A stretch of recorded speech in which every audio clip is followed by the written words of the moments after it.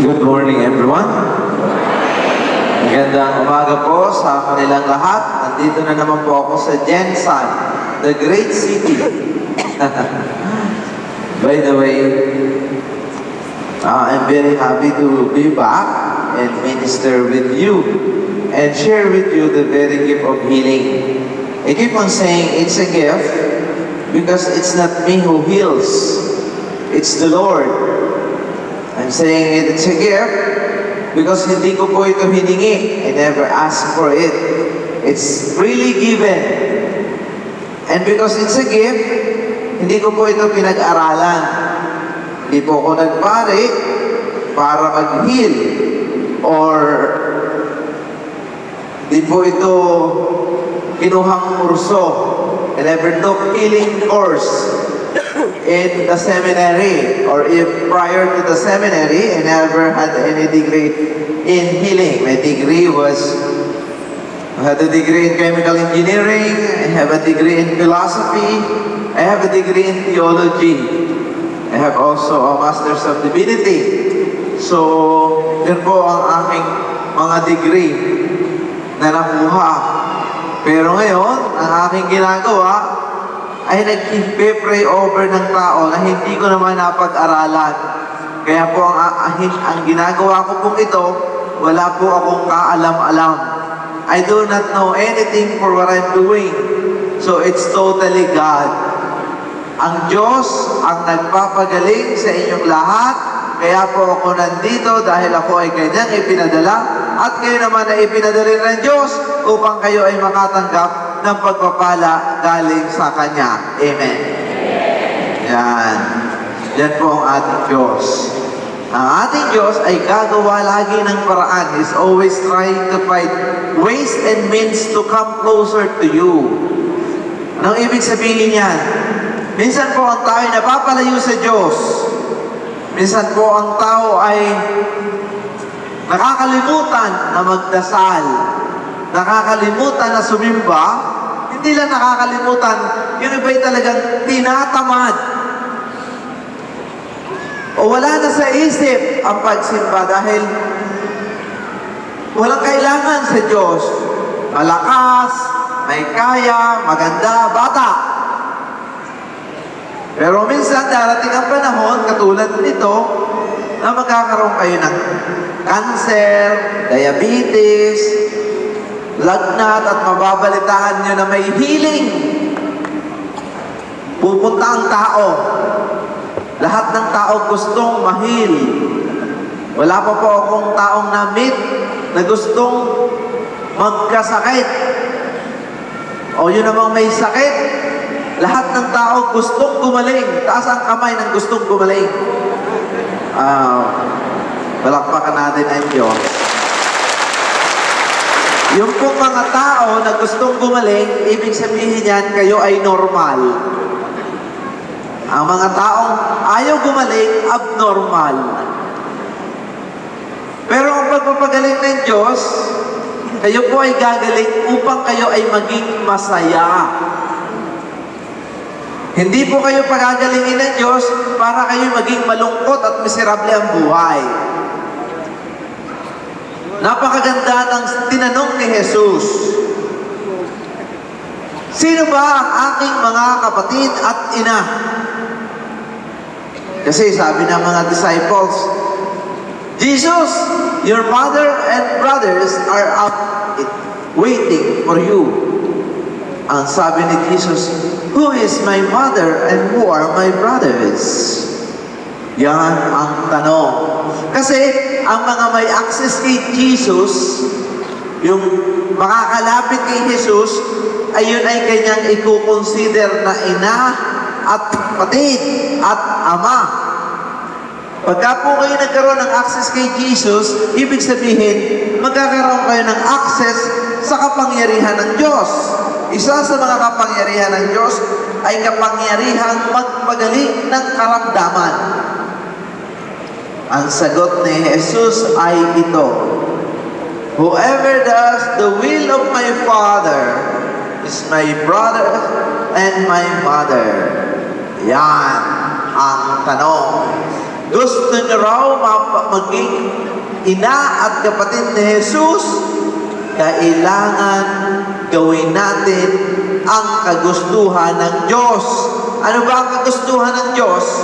Kailangan wala tayong kaaway. Yan. Taas ang kamay dito na may kagalit. Taas. Yan yun, may kagalit yun. Yung may kagalit at hindi pa kayo nagdesisyon na magpatawad, hindi kayo gagaling. Yan. Sige, major yun ay hindi gagaling pagka hindi nagpatawad. No, it's the will of the Father. Bakit gusto ng Diyos na tayo ay walang galit?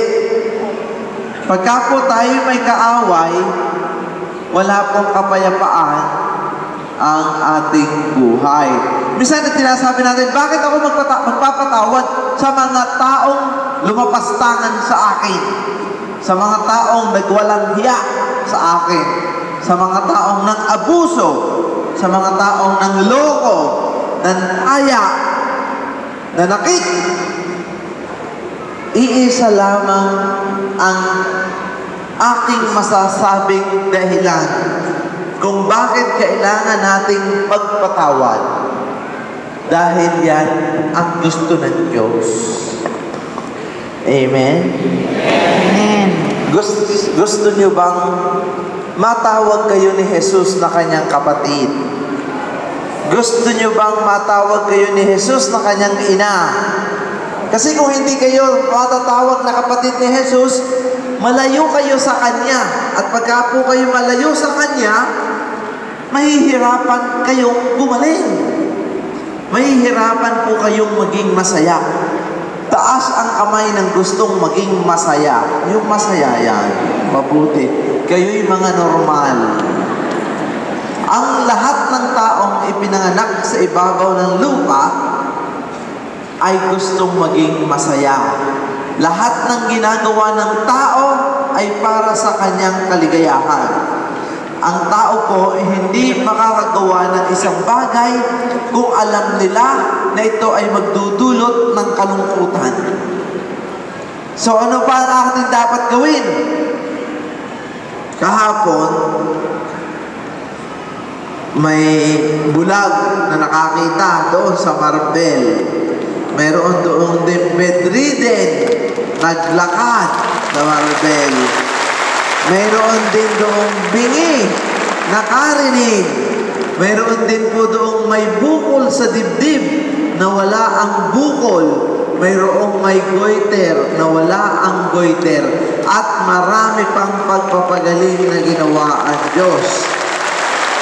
Sa Marbel. At marami pang gumaling. No? Kung tayo pumunta rito, siguro kaya kayo nandito nabalitaan nyo na maraming gumaling. Pero ang pagpapagaling, mga kapatid, ay laging magaganap sa inyo. Lalong-lalo na kung kayo ay magsisimba at sa pagsimba ninyo, kayo ay mananalangin ng tama at taimtim. God wants you all to pray and become closer to Him. Why? Gusto po ng Diyos na kayo maging malapit sa Kanya dahil yan po ang magiging daan upang tayo ay maging masaya. Ang tao po na malapit sa Diyos, pinagpapala. Ang tao na malapit sa Diyos, binibigyan niya ng direksyon kung ano ang tamang gawin sa buhay. Yun nga ang sinabi niya, whoever does the will of my Father is my brother and my mother. The will of the Father is the best thing to do in the world. Alam mo, sa mundong ito, we are now information overload. Napakarami natin mga informasyon na naririnig. Most of the time, we are confused on what is right and what is wrong. Hindi na natin alam kung ano ang tama. Mayroon nga pumunta sa restaurant. Pilipino pumunta sa Amerika. Sa isang restaurant, sabi niya, dito na lang ako pupunta sa simpleng restaurant kasi ayaw kong magdesisyon. Kasi po, siya ay nalilito. Ang ginawa niya, pumunta sa McDonald's. Sabi niya, McDonald's na lang. Sabi niya, pagbili nga ng kape. Ang sagot ay decaf or regular. Ha? Pati ba naman kape? May decaf, regular, kailangan pa ako magdesisyon. Tapos bumili ng ano pa. Pagbili nga ng yung ulam, sabi niya, ano pong gusto niyo luto sa beef? Medium? Medium rare? Ano pa yung isa? Well done. Nako, madaling salita, lumabas, umayaw na. Ayaw ko nang kumain dito. Napakaraming pinamimilian. Pumunta pa uli ng isang restaurant. Sabi ko, siguro itong restaurant na ito, kasi wala na namang nakalagay. Dito na lang ako bibili kasi sa labas lang. Bumili sa turo-turo. Ano bibili niyo? Soft drinks? Ano? Light ho ba o zero? Nako, ayaw ko na, umalis na, he gave up. Ganyan po ang buhay, mga kapatid. Lagi tayong namimili. Lagi tayong magdidesisyon. Ang gusto po ng Diyos ay ang desisyon natin ay naaayon sa Kanyang sasabihin. Bakit? Dahil po yun ang the best. Kaya po ako nandito ngayon. Sabi ng Diyos, pumunta ka sa Jensan. Maraming tuna doon. Yan. At yung tuna po ang aking paborito. Kagabi, wala akong kinain kung hindi tuna. May kasabihan, mayroong nag-joke sa akin, Father, ano ang tawag sa isda na hinati sa dalawa? Sabi ko, hindi ko alam. I'm tuna. So, mga taga Jensan, tuna, capital of the world. Maraming tuna dito. By the way, I'm here. Nandito po ako para sa inyo. Ang aking sarili, hindi ko mapagaling-galing. Ito pong aking mata, namumula. Akala ko sore eyes. Kaya wag po kayo matakot, hindi ito sore eyes. Sinabi na ng doktor. Dahil kung ito yung sore eyes, ang kabila, nalalina na. 4 na araw na ito. Ito lang, kung ano lang aking inilagay, na-aggravate na. I tried to pray over myself. Hindi po ako nagaling. Kaya ako'y nagre-reklamo na sa Diyos. Bakit ang iba, pag pinay-pray over ko, nagaling? Bakit pag ako, ayaw? It is a sign that this gift is not for me. Hindi po para sa akin ito. Itong gift na ito ay para sa inyo. Bakit ito para sa inyo? Dahil mahal kayo ng Diyos. At gusto po ng Diyos na maramdaman nyo yan, na inyong malaman at mabatid na may regalong ibibigay sa inyo ang Diyos. Bakit? Kasi po alam niya na mahirap ang buhay. Alam niya na karamihan dito sa inyo hindi makakatulong, namumroblema. Bakit? May sakit, may allergy, may hypertension, na-stroke, walang maibili ng gamot. Alam niya, alam ng Diyos na kayo'y hirap na. Umiiyak sa gabi. Namumroblema kang kailan kayo gagaling. Nung isang linggo, nung Sunday, mayroon pong babae na nagbigay ng testimony. Ito pong babaeng ito ay laging pumupunta doon sa Monte Maria. Ipinapagawa ko pong oratory ng Blessed Virgin Mary sa Tagaytay. For 9 months, itong babaeng ito, tuwi akong aattend ng misa, sigaw ng sigaw. Kasi po ito ay na-paralyze. Lagi nasa unahan, na-paralyze, nasa wheelchair, at laging nakataas ang kamay. Ayun, ang kanya pong naging sakit, yung kanyang kamay ay dapat laging nakataas. Dahil pag nakababa, napakasakit. Can you imagine? Lagi siya nakaganyan, 24 hours. Sigaw pa ng sigaw sa sakit. Minsan, ako po ay medyo na-prostrate na. Dahil Sabado at Linggo, lagi kong nakikita nakaganyan. Ganyan na ganyan. Ganyan na ganyan. Sabi ko, Diyos ko po, kailan ka kaya gagaling? Pagagalingin ka na ng Diyos. Ginanyan ko. Pagalingin ka na ng Diyos. Alam niyo ho, the following week, nawala na sa upuan. Ako po'y na-guilty. Diyos ko, baka ito'y napahiya. Hindi na nagsimba. After a week after, nagsimba yung tatay. May dalang sulat. Kinabahan po ako. Baka ano ang laman ng sulat. At ito ang nakalagay sa sulat. Father Suarez, ako po ay nagpapasalamat. Ako po ay magaling na ngayon, pero hindi pa ako handang magbigay ng testimony. Sa isang linggo, babalik po ako at sasabihin ko lahat kung ano ang nangyari. Ito pala pong babaeng ito na paralyzed for 17 years. Alam nyo nung linggo, normal, naglalakad, nakababa ang kamay, nag-aaral na po. Salamat sa Diyos. Ngayon mga kapatid, sa mga naniniwala sa Kanya, lahat may pag-asa. Yung mga nananampalataya, ililigtas tayo niyan. Hindi lang kayo, pati ang inyong mga mahal sa buhay. Noong December, may dinala pong bata sa akin. Ito pong batang ito, 2 years old, may tumor sa mata. Sinabihan na ng mga espesyalista na kailangan ng tanggalin yung tumor at palitan na ng artificial eyes. Yung isa lang, kung hindi, lilipat sa kanan, mabubulag yung dalawa.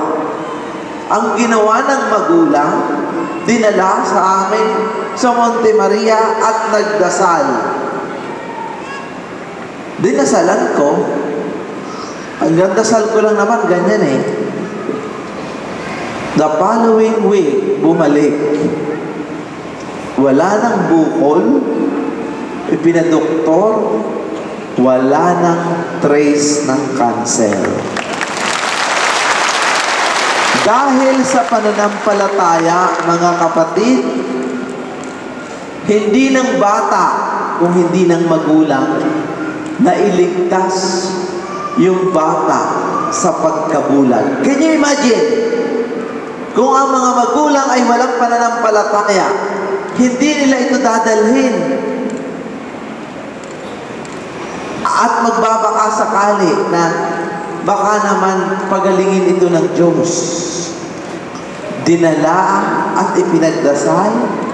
Yung bata ngay hindi na nalagyan ng artificial eyes. Normal ang kanyang mata at ito ay hindi na mabubulag habang siya'y nabubuhay. Amen. Ganyan po ang gagawin ng ating Panginoon sa umagang ito. Sabi ko kanina, ang pagpapagaling ng Panginoon ay ibang pamamaraan. Pagpapagaling sa pamamagitan ng inyong pandinig, sa inyong pandamdam, pag narinig nyo ang bulong-os, wala ka ng cancer. Magaling ka sa iyong diabetes. Magaling na ang iyong rayuma. Wala nang sakit ang inyong kasawan.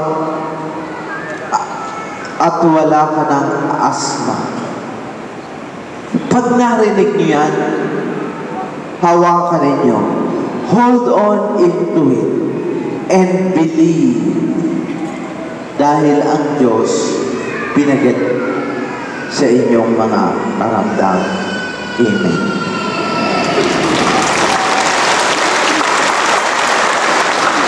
Pero katulad ng sinabi ni Jesus, may isa siyang hihilingin. At ang hihilingin niya ay kung po pwede, ay alamin natin ang kagustuhan ng Diyos sa ating buhay. Alamin natin kung ano ang kanyang misyon. Karamihan po sa atin, ang buhay ay kulang pa. Parang wala pang tinatawag na fulfillment or accomplishment. May kulang. Sa mga nandito ngayon, ramdam nyo yan na ginawa nyo ng lahat. Iba sa inyo pagod na. Yung iba sa inyo hindi na alam kung ano pa ang gagawin para makontento sa buhay, pero parang may kulang pa. Ang tanongin nyo ngayon sa Diyos ay ito, Lord, ano po misyon mo sa akin? Ang Diyos may misyon at may ipapagawa sa atin. Tanungin niyo yan. May ipagagawa ang Diyos sa atin na magbibigay sa atin ng kaligayahan, na magbibigay sa atin ng kapayapaan. Kadalasan, ang tao hindi agad alam kung ano ito. Kailangan itong makuha sa dasal. Sad to say, nakakalungkot isipin, tayong mga tao sa panahon natin, kakaunti ang oras na inilalaan sa pagdadasal. Kakaunti ang oras na inilalaan sa pagtatanong sa Diyos kung ano ang kanyang dapat gawin. Karamihan sa atin,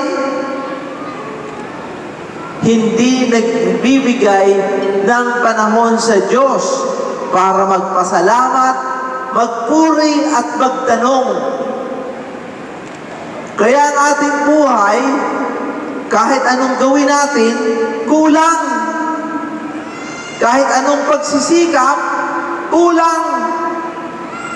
Kahit anong gawin ninyo, parang may kulang pa. Ang sikreto dyan ay ito. Dahil hindi pa natin natatagpuan ang ating misyon sa mundong ito. Kahit kayo nasa wheelchair, may misyon din kayo. Habang may buhay, may pag-asa. Hindi po dahil kayo nasa wheelchair, wala na kayong magagawa at wala na kayong kabuluhan ang buhay. Kadalasan, mga kapatid, ang Diyos ay masaya at kayo ay nasa wheelchair. Bakit kamo? Dahil kayo ngayon ay may oras na magdasal at maglaan ng papuri sa Diyos. Pagka po ako'y may problema, pinupuntahan ko yung mga taong may sakit at sinasabi ko sa kanila, pwede ba ipagdasal niyo ako? Sa kanila po ako nahingi ng awa, ng tulong. Bakit kamo? Kasi malapit sila sa Diyos. Wala silang ibang napupuntahan. Lagi ang kanilang isip at puso ay nasa Panginoon. So kayo ngayon na mga may sakit, yan po ang inyong gawin. Makiisa kayo sa misyon namin. Misyon na magkaroon ng tinatawag na kapayapaan sa Pilipinas. Misyon na ang inyong mga anak magkasundo, bumalik uli sa Diyos. Minsan yung mga may sakit, nanghihina na ang loob. Ang pakiramdam ninyo, kayo ay pabigat sa mga nag-aalaga sa inyo.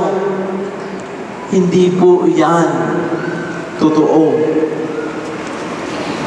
Kung kayo'y magdarasal, kayo po ay isang regalo ng Diyos sa mga tao.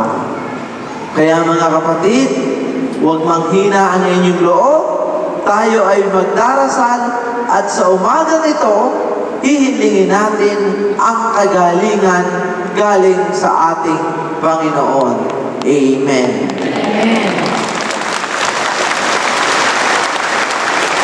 I want you to close your eyes.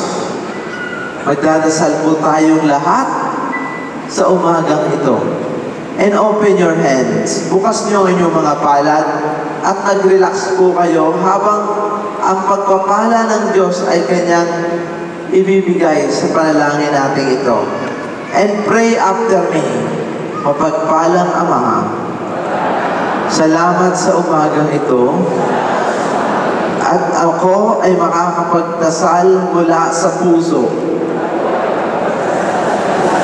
Tanggalin mo po ang galit sa aking dibdib. Ang hinanakit sa aking puso.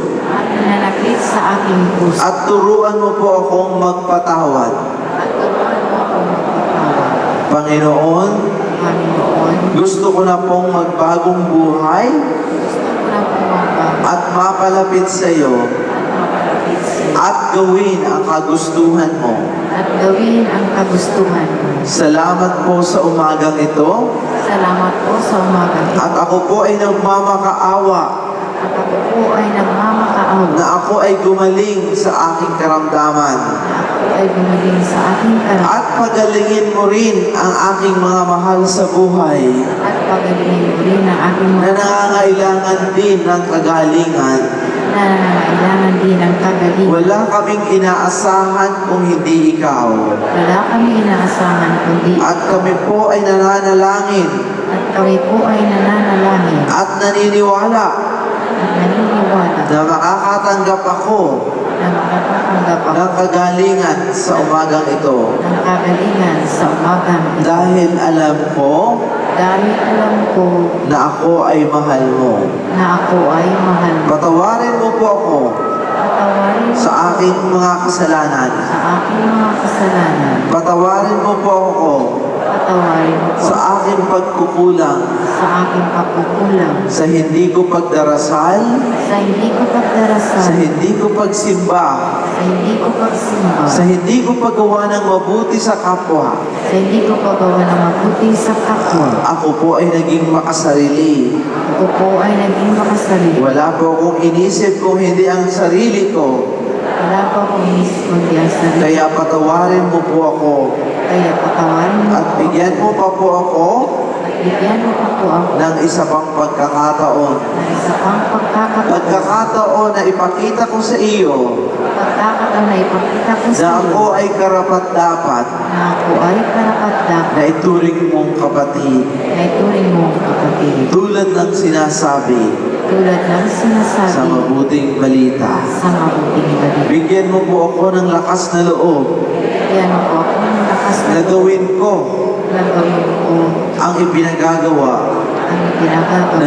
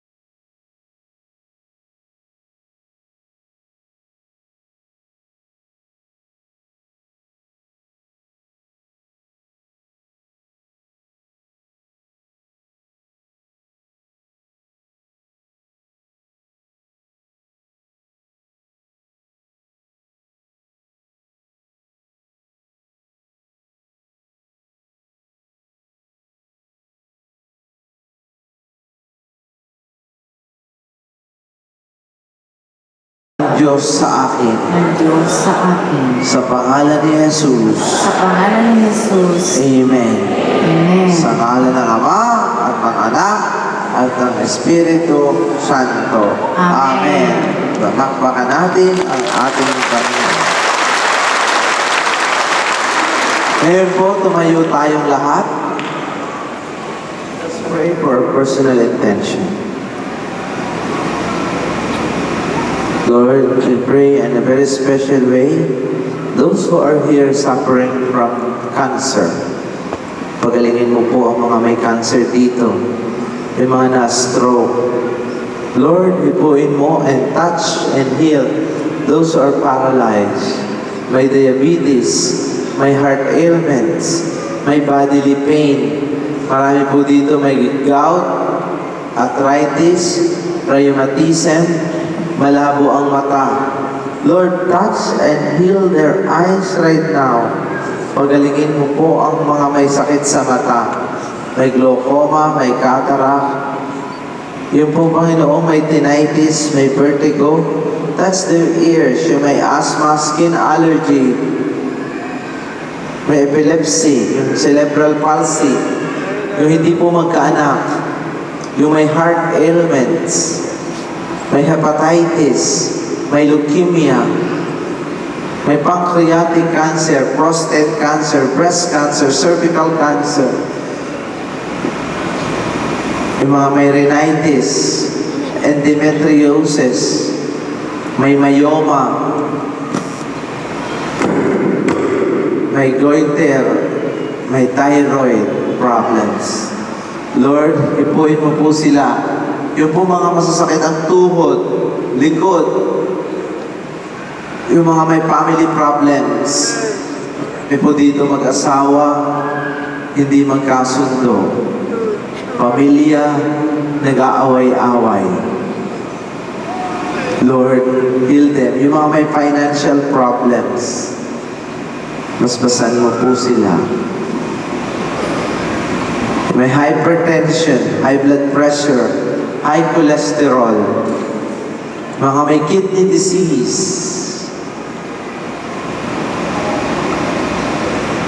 heal them, Lord.